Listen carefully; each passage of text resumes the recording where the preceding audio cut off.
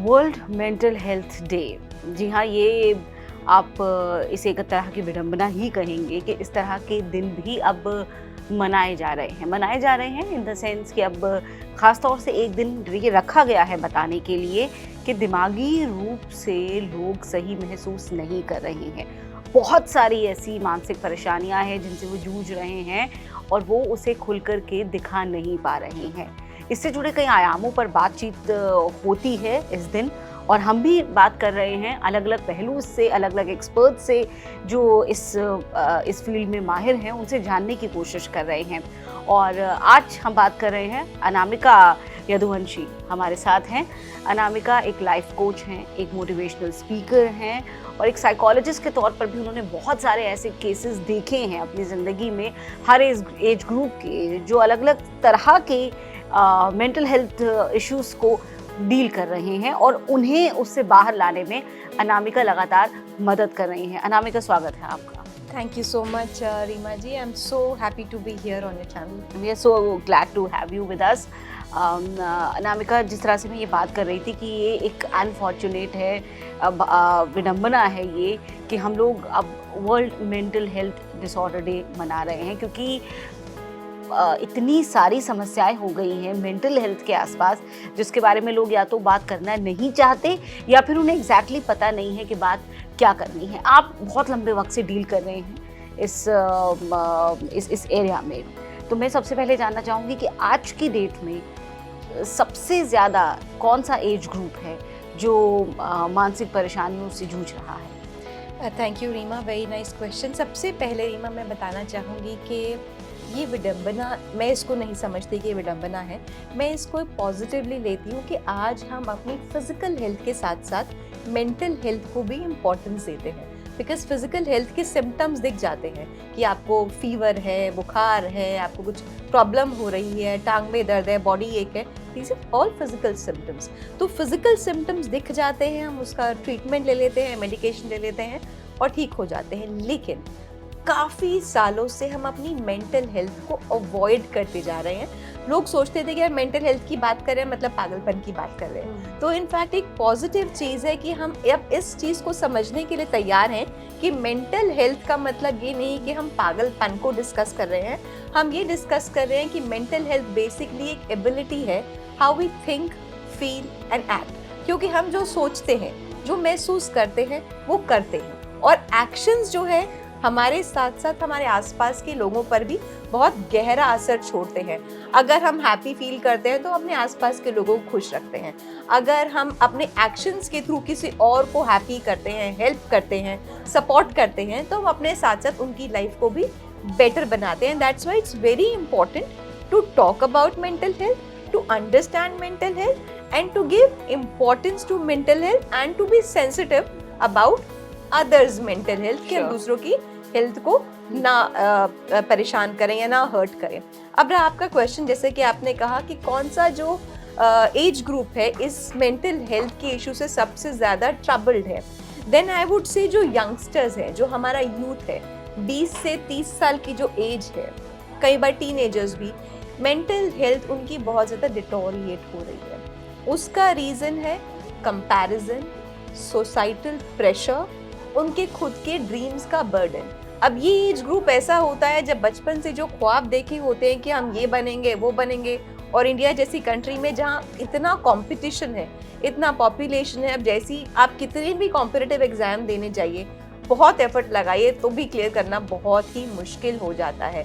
फिर लगता है कि अच्छा मैं IIT नहीं हुआ, अच्छा अब ये नहीं हुआ, अच्छा तो ये कर लेते हैं, ये कर लेते हैं। फिर शुरू होता है कॉम्प्रोमाइज़। फिर कई बार लगता है कुछ टीनेजर्स को या यंगस्टर्स को कि शायद हम वो बन ही नहीं पाएंगे।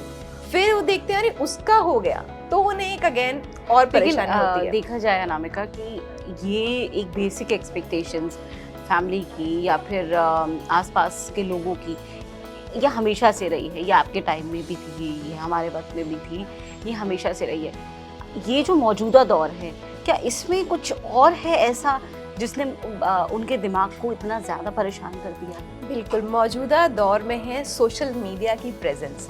पहले दूरदर्शन चैनल हुआ करता था, हम कुछ ही देर टीवी देखते थे, चित्रहार देख लिया, क्रिकेट मैच देख लिया, समाचार देख लिया, उसके बाद टीवी बंद। आज आप फ़ोन उठाइए, सोशल मीडिया खोलिए, आप देखिए अरे इसने तो आईएएस क्लियर कर लिया, इसने तो आईआईटी में इसका एंट्रेंस क्लियर हो गया, इसका तो एमबीबीएस क्लियर हो गया। So we see so many people doing better than us. तो एक ऐसी फीलिंग आती है maybe I am not good enough. तो इतने लोगों का जो एक्सपोजर है, दूसरे लोगों की जो सक्सेस है, वो पहले के दौर में मेरे दौर में नहीं थी। हमारे दौर में सिर्फ ये था कि अड़ोसी पड़ोसी तक ही हम लोग सीमित थे या फ्रेंड्स तक सीमित थे कि अच्छा उसका नहीं हुआ, अच्छा तो उसका भी नहीं हुआ, उसका हो गया तो कोई बात नहीं। दुनिया के बारे में जान रहे हैं तो आपके एक्सपेक्टेशंस भी उतनी ज्यादा ही बढ़ रही है। जी जी बिल्कुल। तो इससे लेकिन डील करने के तरीके मुझे लगता है कि बहुत सारे पेरेंट्स को भी नहीं पता है, या फिर इन जनरल भी अगर हम मेंटल हेल्थ की बात करें, क्योंकि एक टाइम तक तो लोग ये समझ ही नहीं पाते हैं कि उनके साथ ऐसा अलग क्या हो रहा है कि वो इस तरीके का महसूस कर रहे हैं। और कई केसेस में हमने देखा है कि जब तक उन्हें ये समझ में आता है कि it's an acute case of anxiety जो बहुत बढ़कर डिप्रेशन हो जाता है, तब तक बहुत देर हो चुकी होती है। बहुत सारी दवाइयों के हवाले वो हो चुके होते हैं, जिनसे फिर बाहर निकलना या विड्रॉ करना बहुत मुश्किल होता है। राइट। तो कैसे जाने कि हमें ये है और कैसे उससे डील करें, is that the question? Yes. Okay.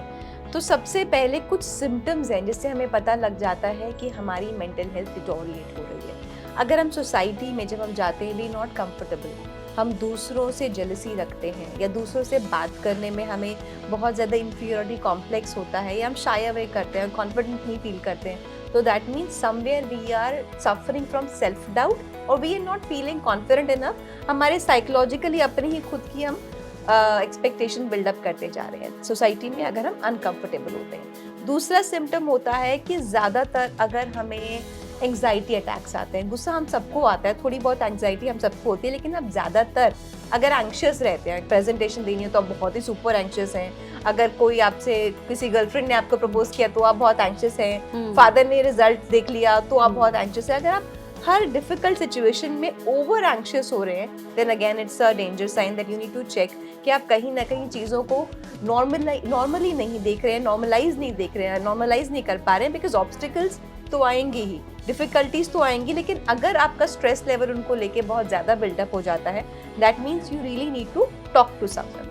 तीसरी चीज़, अगर आप अपने कनेक्शंस नहीं मेंटेन कर पाते हैं या बिल्ड ही नहीं कर पाते हैं, बिकॉज हमारे कनेक्शंस मेंटेन करने का मतलब है हम अपने भी इमोशंस हैंडल कर लेते हैं, दूसरों के भी समझ लेते हैं, और हमारा EQ लेवल हाई है, मतलब इमोशनल क्वोशिएंट जो है हमारा हाई है। Reach to people. Yes. So if you're not able to maintain and build good relationships, that again is a sign that our mental health is getting deteriorated. Anamika, इधर हमने हाल ही में देखा कि बहुत इजीली लोगों ने गिव अप करके ज़िंदगी को भी बहुत कि हम कह सकते हैं कि हाशिए पर रख दिया। ये बहुत अनफॉर्चुनेट है। जिन पेरेंट्स के साथ ये होता है, हम सोच सकते हैं कि उनके साथ क्या बीतता होगा। वो जो एक्सट्रीम सिचुएशन है, हमने बात की कि हम लोग सिम्टम्स किस तरीके से एनालाइज कर सकते हैं, वहाँ से लेकर के इस सिचुएशन तक जाने में जब आपको लगता है कि now this is end of the tunnel, कितना वक्त लगता है?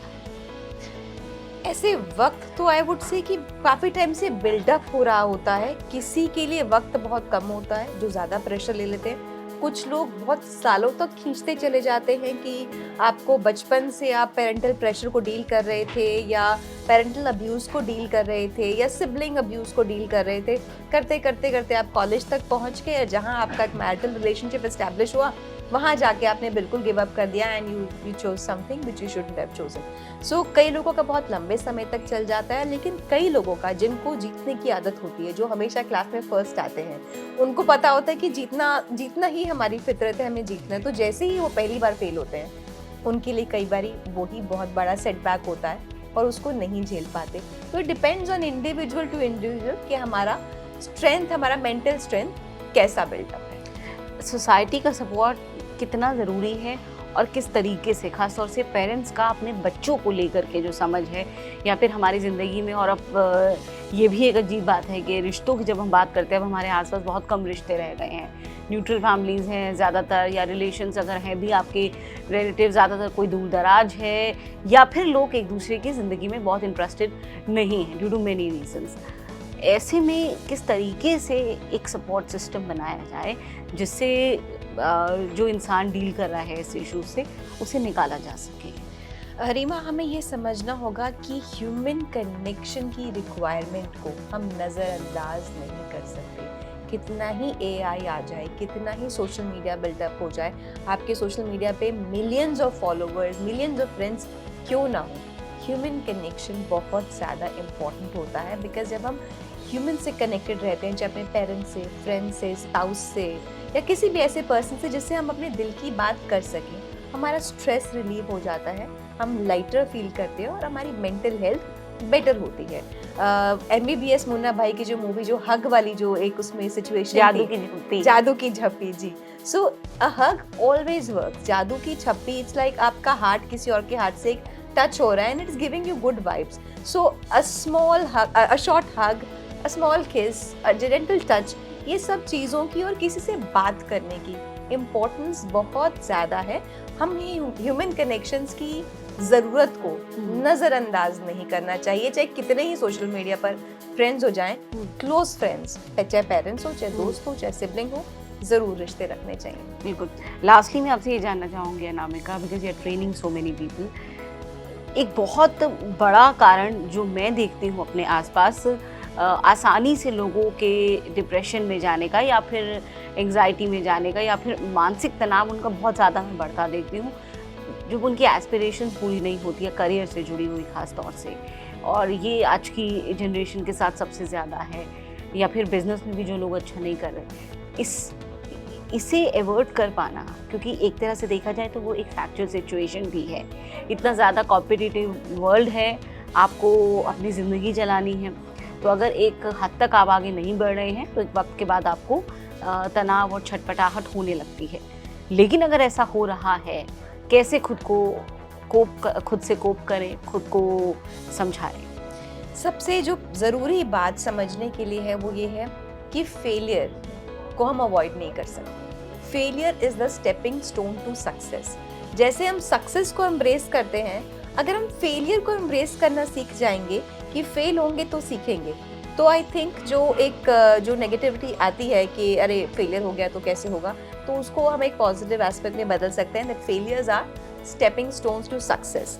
दूसरी बात, इंसान को हताश तब होना चाहिए जब वो अपना 100% ना दे पा रहे हैं। अगर अपना 100% दे दिया फिर भी नहीं हुआ, इसका मतलब कुछ और अच्छा होगा। वो अमिताभ बच्चन जी अपने पिताजी की लाइनें बहुत बार दोहराते हैं, मन का हो तो बहुत अच्छा, मन का ना हो तो उससे भी अच्छा, बिकॉज वो होता है फिर जो कि भगवान जो उसने सोचा होता है कि आपके लिए अच्छा है। सो अपना एफर्ट 100% दें, डरे तब, सैड तब हो जब आप अपना 100% नहीं दे पा रहे हैं। और जो हो रहा है, अगर आपके एक्सपेक्टेशंस का, आपके एस्पिरेशन का नहीं है, then also keep moving, keep moving, keep moving, keep moving, because चलती का नाम ही जिंदगी है, चलते रहना ही जिंदगी है। बिल्कुल।